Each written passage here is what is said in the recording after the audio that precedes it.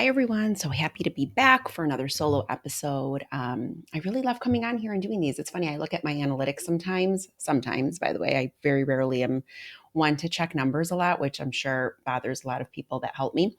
But in a nutshell, when I do look at them, I do see that you guys like the solo episodes, surprisingly. So sometimes I spend all this time trying to think of like who to interview next and who can I ask. And a lot of times it's conversations that excite me. So that's why I reach out to them. But then when I look and I see that you guys really like just little old me talking on my microphone, makes me pretty happy and encourages me to keep on going. And really what I'm doing is trying to tune in and listen to what are your specific asks, in the sense that like what is something that you're going through in your home every single day that maybe I could shed a little light on or give you some insight in terms of how I would support you through that. So that's really my intention in today's episode. So if you follow me on social media or if you're on my email list, you know that I recently hosted a free workshop about parenting on the same page and how to really connect with your partner and parent as a team. This, again, back to the point I just made of like, how can I sort of help in terms of like those everyday moments that feel like they're a little too much? And that's one of the things that comes up really frequently in my one-on-one coaching sessions. And again, the way I would describe it, and I said this in the workshop, is that it's parents who genuinely love each other. Like they are so respectful of one another, and there's really a lot of love there and appreciation for what the other does and brings to the table. But it's in those heightened moments of stress. It's in the middle of a tantrum. It's when your child, says something inappropriate or throws a toy or pushes their sibling or hits a parent or says something that we know is really triggering. So it's in those moments, and those I sort of call our reactive states, that it sort of we find ourselves butting heads with our partners. So today I'm going to do a quick recap of what we covered in that workshop, and I'm going to highlight the 3 tools that I shared in that workshop and how you can implement them in your home. So if this is something that you struggle with or trying to get your partner on the same page, stick around. I'm going to go through it pretty quickly. So this will be sort of a mini-sode where you'll be able to take those takeaways and hopefully be able to put them into your home right away if that's something that comes up. Before we get started, I wanted to let everybody know that I have 3 one-on-one coaching spots left for the rest of 2024. So I'm recording this at the end of October, and I am offering a free bonus session, and I call these my optimizing your schedule session. So I have a lot of moms in particular who come to me and they're really struggling around how to structure their daily schedule, their weekly schedule, so that they know more or less that they're getting enough time in with their child, with themselves, with their partner. And it always feels like there's just never a balance. So I really do think of myself in the context of like parenting or life or anything, like where do we find the middle? I always say this to my kids. I always say this to my partner. I always say this to myself. Like when I'm going through anything, like where is the middle? Where do we find the balance? And so I am offering in addition to the coaching for free, a 60-minute session, and you don't have to use it during our 2 months together. You can save it for another time when life gets really busy, or you can use it while we're working together. And we take 60 minutes. I have a lot of strategies that I use to help parents really optimize how to create a schedule that works for you, where you know from a developmental standpoint, you are connecting with your child, you're optimizing those moments where you are together. We're going to look at quality and not quantity, and we're also going to carve out time where you can tend to your own needs, because I think that's really, really important. And I think everybody benefits when you take care of yourself.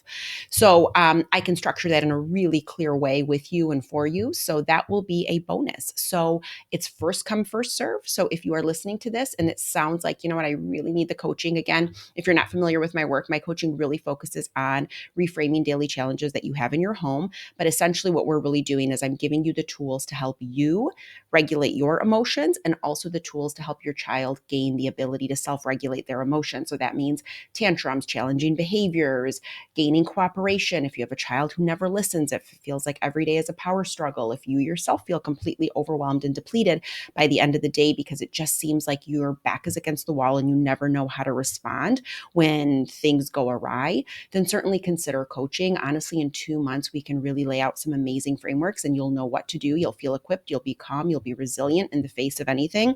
And ultimately, once you learn how to regulate your emotions, it honestly is a game changer, not just in the way you parent, but in the way you live. And I just say that from personal experience. So if this resonates with you and you're like, oh my gosh, 2 months to freedom, this sounds amazing. Or if you know that for the next 2 months during the holiday rush, you're going to really need a place to ground and center yourself, then schedule a free call and let's see if it's a good fit. And we can take it from there. And again, you will get that bonus, that 60-minute session where we work out and carve out a perfect schedule for you. All right, let's jump into it. So we are going to talk about how to parent on the same page. So in the workshop, I started with the example that normally comes up, and it's not always, but commonly what I see in most couples when they disagree is that one parent is perceived as more passive, more permissive. One partner might describe the passive parent as, my kids can get away with murder with this person. They have you wrapped around your finger. They're manipulating you, right? There's a lot of sort of attributions of like they're the ones running the show. The permissive parent usually perceives the other parent as too strict, too harsh, too cold, too rigid. And so as a result, there's like this sort of middle where nobody can really get to because we feel like we have to parent in a compensatory way. Meaning, if you're the more stricter parent or the one who's perceived that way, you sort of feel like you have to double down in your strictness because someone's got to be able to control things around here. Again, those are probably the internal dialogue piece of it. I'm not saying that's what I think. And then the passive parent is usually like, well, someone has to be the warm, safe place for this child to go. So I have to really make sure that I'm that parent. And so we don't really think about, it's not really a child-centered approach, meaning we're not really thinking about what our child needs at that moment. We're just looking at it through the lens of what we think is right or wrong. So instead, you want to devise a more child-centered approach to what your specific child needs. And if you've listened to me before, you know that every child needs something different. I've said this about my own parenting experience, but my son and my daughter, my husband and I parented them completely differently in the sense that they needed very different things from us in terms of how we were to parent them. And so that was a real reflective practice on our part of really being able to tune and connect and figure out like what was the specific thing they needed, and it wasn't the same. So I think it's that's where also coaching can be really helpful, is because I can tailor that for you and help you kind of tune into what those little specific things are. But honestly, as their parent, just really get still and quiet. Intuition is a huge part of what I practice, and being an intuitive parent is really something that really I think comes innately to a lot of us. We just have to find that stillness and that space to really listen to what we believe is going on with our child. But support is always, so helpful. So let's go back to the idea of like, now what do you do? One's really strict and harsh and cold, or that's the way we perceive them. The other is like letting the kids run the show. And it just feels like the home becomes pretty chaotic. There's a lot of stress between the couple, and it becomes really difficult to figure out where to go. So in the workshop, I share my 3 strategies that I work on when I coach, and I think they're things that you can implement pretty easily. So number 1, the one thing we have to think about and we have to know is this, and I'm quoting Dr. Eliza Pressman here, who is the author of The 5 Principles of Parenting. She's a wonderful resource in this space. She also hosts a podcast called Raising Good Humans. And she always says, all emotions are welcome, all behaviors are not. So right from go, as the parent, I want you to think about what is the emotion your child is experiencing and what is the behavior that you're not wanting to see or the behavior you wish to see. And let's start to parse those 2 things out into 2 different categories. Often I'll see one parent who is very, very invested in the emotional development, but does not attend to the behavior enough. And then I have another parent who attends solely to the behavior. This means correcting, fixing, changing the way that they behave, but there's very little attention to the experience and the emotion that the child is having. So we need to look at both. But it doesn't mean that if we're acknowledging and recognizing the emotions that the child is expressing, that we are permitting a certain behavior, right? So an example of this would be if your child is really upset and they go over and they punch you or they hit your leg or they say something inappropriate, that doesn't mean that you're like green light for that, no big deal, because they're sad, right? We acknowledge the experience and the emotion, but we also set some expectations and boundaries around what that behavior looks like. So, or what happens if, excuse me. So if they start to hit, we might do something like physically blocking them, picking them up and removing them. Maybe we go into a separate room and close the door so that if they're going to hit the entire time, you're embodying your authority as a parent and you just maybe hold their wrist gently. And while you're calm and regulated, you're saying, I will not let you hit yourself. I will not let you hit me. I will not let you throw your toys. I will not let you break whatever, right? So sort of the thing that comes up. But you're calm, but you're also very steady in that. And you're not trying to yell or reprimand them in that moment, but you're still setting a really clear boundary that they're not going to be able to do that. So again, All emotions are welcome, meaning we can feel whatever we need to feel. That's not the same thing as the way we behave. So, and all behaviors are not, and being able to parse those two things out.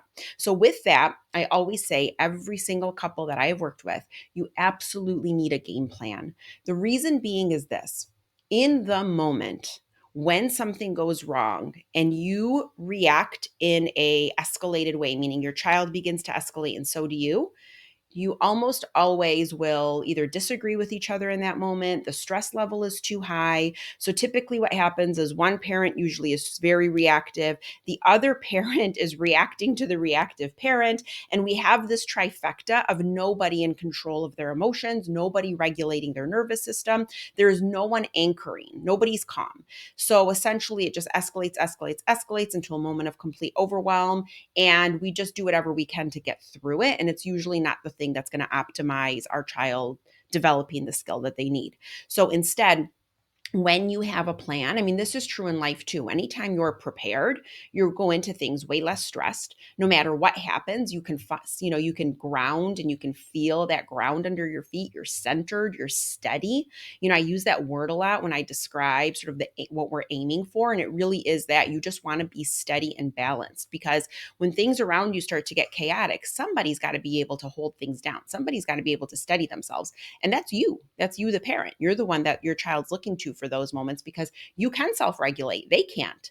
So they need you to sort of be able to embody that in that moment. So when you have a plan, it's always better. So as a couple, you want to sit down in a moment when neither of you are escalated, not in the eye of the storm. You want to do this while you're calm. And while you're calm, start off with that initial prompt that I gave: all feelings are welcomed, all behaviors are not. And talk about what are the behaviors you don't want to see? What are the behaviors you do want to see? And how and where can we still validate the experience and the emotion for the child while still maintaining our boundary around certain behaviors? And then I want you to think about, how do you lean on each other in those moments? I have parents do this all the time. Sometimes you just have to check one has to tag out. I used to do this with my husband all the time. There were certain things that would bother one of us more than the other, and we would know it. And he'd be like, all right, I'm going to walk out for 2 seconds and just catch my breath. And that's fine. I got it. I had it. And same thing with me. Sometimes I was like, this is on you. I'm going to go walk away for 3 seconds because I have to just breathe 3 times and then I'll come back. So the idea is like, how do you guys help each other? How do you lean on each other? So that's going to be really important. So an example of like a game plan would be, let's say that let's say your child wants to, difficulty with transitions. Let's go there. And let's say your child doesn't want to come inside after playing outside. And this results in a really big tantrum when they get inside. They can't calm down. Both of you become escalated because maybe one starts yelling at the child to stop crying, or they're going to go in their room, or we're not going to listen to you. You might get upset because you're like, why are you talking to them that way? They're just sad because they can't stay outside. Your child is becoming more dysregulated because, remember, they sense and feel more than they see and hear. So now as a result, your child is maybe crying even more. Maybe they begin to throw something. Maybe they're trying to hit you. It just looks different for every single child. And so again, going back to that sort of trifecta where nothing's working and everybody's escalated, if you have a plan, it'll feel much better. So instead you might say, okay, here's the thing. We're going to validate the experience and the emotion. Sure, we all can understand the feeling of like stopping something you love doing and having to come in, or having to stop doing that activity feels hard. Okay, let's validate that. Okay, the expectation is that they'll be able to eventually transition in the home and not completely destroy the house when they come in. So maybe the expectation is that, hey, when we go inside, you're going to feel sad, and that's okay to feel sad, but I'm going to have this really fun game set up for us to play inside. Or maybe we're going to do this really fun activity before we get ready for bed. Or maybe we have a surprise waiting. There's all kinds of different ways we could bridge transitions. It's going to make it a little bit easier. And then you would say, but we can't hit, we can't throw. And if you throw, if you're hit, mommy or daddy are going to come pick you up and hold you until you can calm your body down. So now we have a game plan. So now when things start to go wrong, and as parents what they're going to do, because we see it all the time, we can anticipate where the pitfalls are. You're going to have a plan of like, okay, let's go pick them up. They're struggling. We're going to hold them. We're going to remain calm. We have to stay regulated within ourselves. Maybe we rub their back. Once we validate their experience and their emotion, can we fairly redirect without it feeling like an anxious redirect? That's when you're like, how about this? How about that? Because we desperately want them to stop crying. But instead, if we just kind of walked over and opened up a book or took out a puzzle, or maybe we played some music and we weren't putting any demands on them to calm down, but we were just creating an environment that was more calming, Would that be effective? So again, because you know your child, I'm just giving suggestions. These are all ideas and ways that you could move through that moment, and both of you can have a plan in place to where then you're both agreeing on what the right response is or how we want to respond in that moment. And then that lessens the stress on the two of you, and you are in agreement now. And here's the thing: when you parent consistently on the same page and you are a team, your child will benefit and you will absolutely see a reduction in challenging behaviors. It goes hand in hand. If there is inconsistency and unpredictability in the home, a child will always test those boundaries more because they're never the same. So if there's value to try something and they're like, well, it's worked another time, sometimes it doesn't, but sometimes it does work, especially if you have a strong-willed child, they'll keep trying. So the more consistent you can be as a team and the more together you are, you will very quickly see a reduction in challenging behaviors. So for nothing else, if you know this benefits your child, just start finding ways to agree on even small ways to set certain boundaries up around certain behaviors and just begin there. So that's a really critical point that you want to think about, is like, as you get better at being able to be cohesive, be connected, be a team, your child will benefit. The other thing you want to think about is the language you're using when you're talking to each other. This is a really simple one. And again, I can go in too deep, but for the purposes of this podcast, I'm just going to kind of give you the language to work with when you're talking with each other. But you always want to connect and not correct. And I think most couples will sit down with each other, and if we're still in an escalated state and we're still dysregulated, we are correcting what the other did. You shouldn't have said this. Well, you did this. Well, you did that. Well, it got worse when you let them get away with this. That's corrective language. We don't want to do that because it never results in the outcome that we want, which is to be on the same team, to parent on the same page. It just usually creates more of a divide. It makes us more stressed. We feel more depleted and defeated at the end, and nothing really happens in us in a positive way, at least. So instead, you want to connect, not correct. So connective language is going to sound a lot more like, here's what I'm feeling when this is happening. I'm feeling overwhelmed when their emotions are going up. I get triggered when this and this and this happens. How can I work through that? What are the things that are making you feel, escalated in that moment? A lot of times for most of the dads that I work with, they'll say things like, they're not respecting me, right? And I dive into all of that when I coach families about this idea of like, do you really mean they're not respecting me, or do you mean they're not fearing me? Like, respect, usually when we talk about it, we're using it in a conventional form based on the way you were parented, which usually meant you were kind of scared into acting a certain way or being good. And again, healthy fear is good. I've said this before.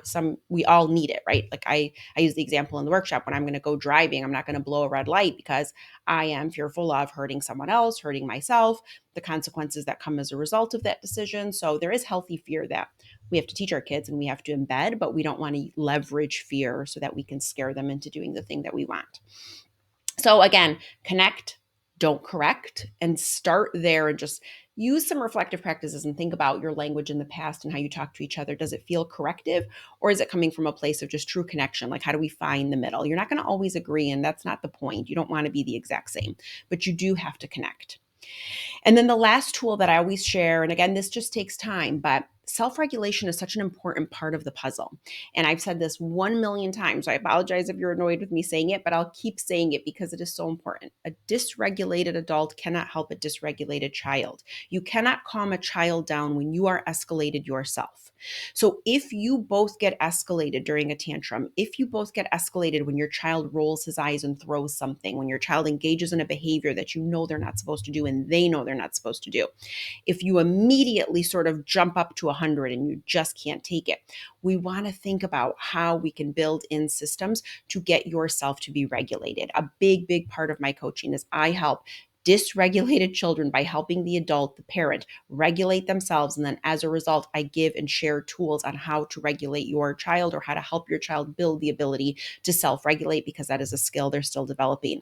So that is such a critical part of the puzzle. So if you both struggle to regulate, you have to be able, when you're calm, to individually, not together necessarily, but you have to be able to sit and work through what's coming up for you. What are some of those triggers that are in place? What are some of the reasons that you're really struggling? And I give very tangible, clear tools of what to do for a parent who might struggle to just pause. So I've talked about this on other podcasts. I've talked about this on a lot of videos and newsletters, but Taking one big deep breath where your exhale through the mouth is much longer than the inhale is a really good way to calm that central nervous system down. Taking your hands and rubbing them together is a very good way to just build in a physical pause. It's a physical redirect. Rocking on your feet, swaying side to side can be a very good way to physically redirect your body so that instead of being reactive, you just at least build in a pause. This takes time. It doesn't happen right away, but start there. Start with just teaching yourself how to pause and then go back and listen to other podcasts. Go and watch my free recording of how I teach PAR, which is pause, acknowledge, respond, reflect, to get to the bottom of what's coming up there so that you can regulate your emotions. You can reflect on what those kind of beliefs are about how you parent and what's going on in that parenting space so that you can work toward being a more responsive parent in those chaotic moments. So in a nutshell, those are the three things that I shared. Yes, I dive a little bit deeper, obviously, in parenting. I just wanted to give you the three pillars so that you can think about how they might work in your home. Again, it's get ahead of it. You want to make a plan. You want to use connective language and not corrective language. And you definitely want to work on the ability to self-regulate. And as a result, you want to help your child gain the ability to self-regulate as well. Emotional regulation is an big part of the puzzle in all aspects of parenting and really life. So again, if this is something that you struggle with, you know where to find me, but I wanted to at least share those takeaways from the workshop. I hope you got a lot out of that, you guys. Again, feel free. You can always reach out to me on DMs on Instagram, or you can just email me at albiona@theparentingreframe.com, and I would be happy to answer. Okay, until next time, everyone, have a wonderful week.